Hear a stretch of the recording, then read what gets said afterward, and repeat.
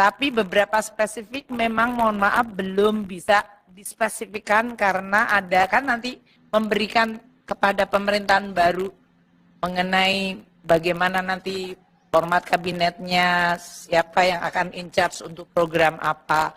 Itu ciri dari transisinya itu tadi. Tapi kami terus berkoordinasi dan berkomunikasi sehingga kalau sampai kemudian sudah ada keputusan politik dan kemudian ada keputusan secara birokratis yaitu badan atau siapa yang akan ditunjuk, kita langsung bisa mendukungnya melalui anggarannya. Itulah yang kita sebut transisi melalui sinkronisasi dan koordinasi.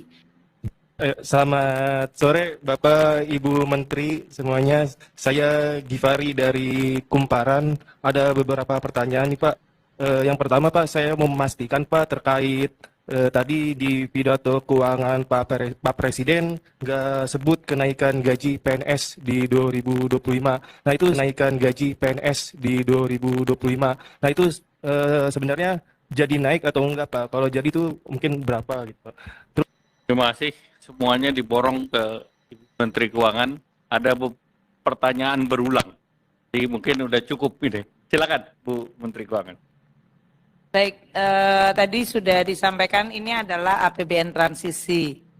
Dan sebagian dari transisi itu nature-nya ada yang sudah spesifik dari sisi angka, ada yang belum spesifik angkanya untuk program-program baru terutama. Atau program lama yang akan diteruskan.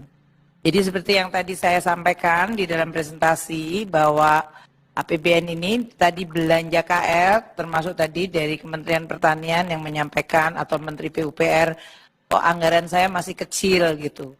Karena sebagian cukup signifikan itu masih di-retain nanti Presiden-elect yang akan nentuin.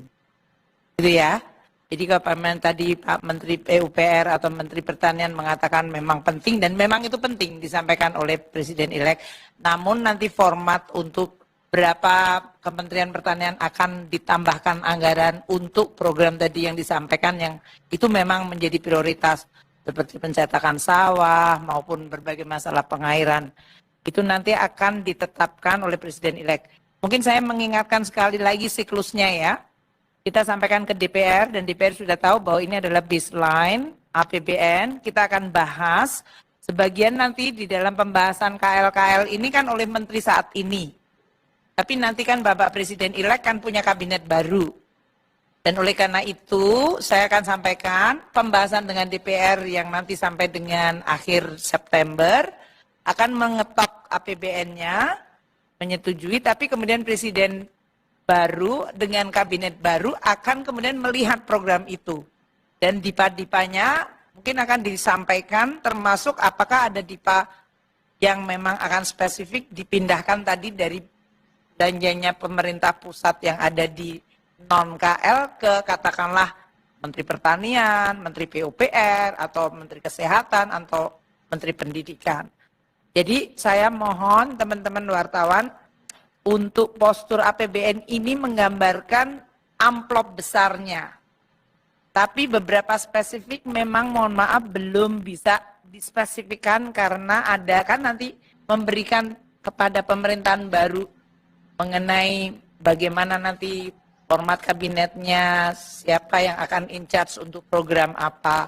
Itu ciri dari transisinya itu tadi. Tapi kami terus berkoordinasi dan komunikasi sehingga kalau sampai kemudian sudah ada keputusan politik dan kemudian ada keputusan secara birokratis yaitu badan atau siapa yang akan ditunjuk, kita langsung bisa mendukungnya melalui anggarannya. Itulah yang kita sebut transisi melalui sinkronisasi dan koordinasi. Jadi mohon sabar teman-teman sekalian. 71 triliun siapa yang mengeksekut nanti akan diumumkan sendiri oleh Bapak Presiden terpilih atau nanti akan ada siapa yang akan menggunakan tadi yang detail. Makanya Pak Menteri Nadiem juga tidak menjelaskan karena kita sudah mengalokasikan di dalam format gedenya karena sekarang untuk keputusan proses siklus APBN harus ditetapkan oleh DPR namun juga masih ada di mana tadi presiden yang sekarang dengan kabinet sekarang dengan presiden baru. Jadi tadi yang disampaikan oleh teman-teman wartawan mengenai berbagai pertanyaan makanan bergizi gratis, mohon nanti menunggu agak sabar. Tapi tidak berarti belum ada apa-apa ya, sudah ada pergerakan, tapi memang bukan saya yang harus mengumumkan dan yang lain-lain itu. Untuk PPN tadi juga saya selalu sampaikan, Undang-Undang HPP sudah sangat menyampaikan dan itu sudah disampaikan di dalam kabinet, Bapak Presiden terpilih maupun Presiden sekarang sudah sangat fully aware mengenai Undang-Undang HPP itu.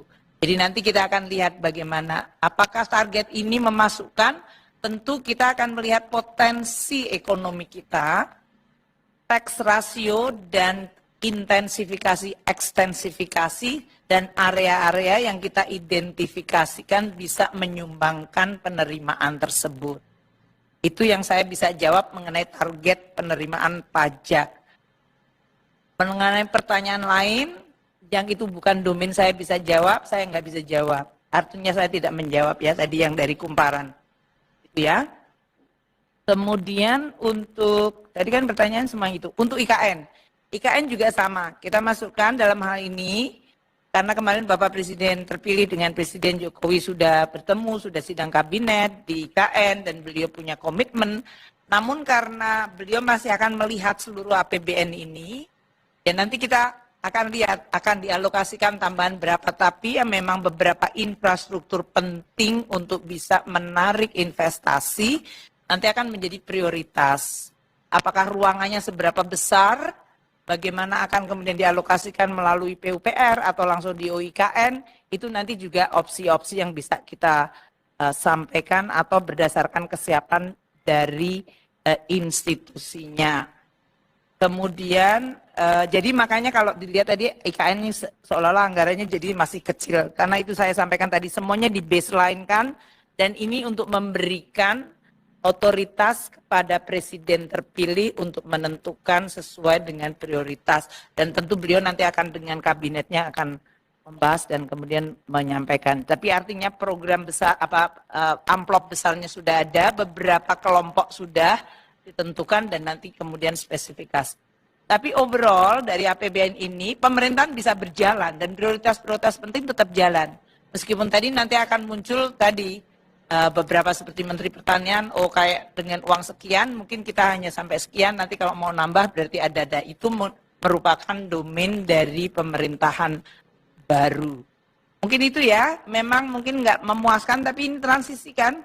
Jadi kalau seperti orang mau melahirkan, belum melahirkan ya jangan melahirkan dulu gitu. Masih sampai Oktober 20, jadi mungkin itu Pak, nggak usah ada pertanyaan. Baik, jadi saya rasa sudah cukup karena nanti pertanyaan-pertanyaan itu Berulang. tentunya akan berulang dan tentu kewenangan dari pemerintahan berikut. Tunggu sesudah tanggal 20. Siaran langsung dari Menteri Keuangan bahwa gaji PNS dan pensiunan 2025. Breaking news pidato langsung Menteri Keuangan kenaikan gaji tunjangan PNS dan pensiunan 2025. Ini adalah berita terbaru langsung dari pidato Menteri Keuangan tentang kenaikan gaji dan tunjangan PNS yang selama ini polanya dinaikkan gaji PNS oleh Menteri Keuangan secara langsung tentang RAPBN 2025 ini. Semoga video ini bermanfaat untuk Bapak Ibu pensiunan di seluruh Indonesia.